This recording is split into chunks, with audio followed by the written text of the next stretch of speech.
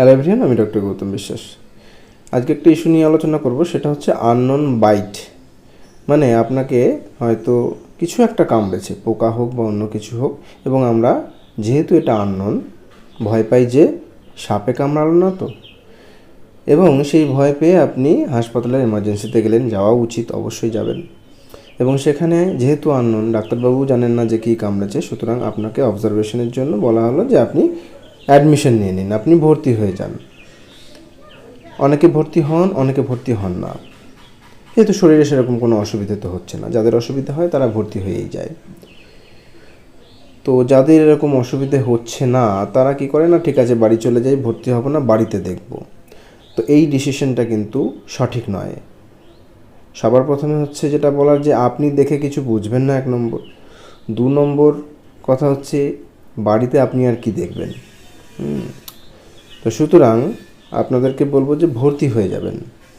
ডাক্তারবাবুদের আন্ডারে আপনি একটু অবজারভেশনে থাকবেন। কিছু পরীক্ষা নিরীক্ষাও দরকার পড়ে, সেগুলোও করানো হবে। সব সময় যে সাথে সাথে আপনাকে কামড়ালো আর সাথে সাথে আপনার মধ্যে সিমটমস প্রকাশ পাবে, এরকম কিন্তু সব সময় হয় না। ওই জন্যই অবজারভেশনে রাখা হয়। অনেক সময় সিমটমস প্রকাশ পেতে একটু সময় লাগে। তার মধ্যে রক্ত পরীক্ষা করে যদি ভেতরে বায়োকেমিক্যাল কিছু চেঞ্জেস পাওয়া যায়, তো সেভাবে ব্যবস্থা নেওয়া যায়। এরকম কিছু কিছু পেশেন্ট আমরা পাই যে এরকম ভাবে যে কিছু হয়নি, কিছু কামড়ায়নি, ওই পোকা বা কিছু একটা হাতে ঢুকে গেছে বা পায়ে ঢুকে গেছে, কিন্তু তার মনে হচ্ছে যেন কিছু কামড়াচ্ছে। এই একটা কনফিউশনের মধ্যে থাকে, দিয়ে হাসপাতালে যায়, হাসপাতালে ভর্তি হতে বলে, ভর্তি হয় না, বাড়ি চলে আসে যে নিজে দেখব। নিজে দেখতে গিয়ে হঠাৎ করে শরীরটা খারাপ হয়ে যায়। তারপরে রিপোর্ট করে দেখা যায় যে ভেতরের বিভিন্ন রকম ফাংশনস অল্টার্ড, এবং তখন অনেক দেরি হয়ে গেছে। আর চিকিৎসা করেও সেরকম কোনো ফল বা রেজাল্ট পাওয়া যাবে না বা যায় না ম্যাক্সিমাম ক্ষেত্রে, এবং পেশেন্ট আলটিমেটলি কিন্তু পৃথিবী ছেড়ে চলে যায়। তো এই ইনফরমেশনটাই দেওয়ার ছিল, যে আননোন বাইটের ক্ষেত্রে ডাক্তারবাবু যদি আপনাকে সাজেস্ট করেন যে ভর্তি হয়ে যান, আপনি ভালো থাকলেও আপনি ভর্তি হয়ে যাবেন।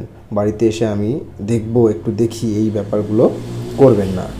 একটু দেখা দেখি, হাসপাতালে থাকুন না, আপনার ক্ষতিটা কিসের? আপনি তো নিজের জন্যই থাকছেন, আপনার ভালোর জন্যই তো থাকছেন।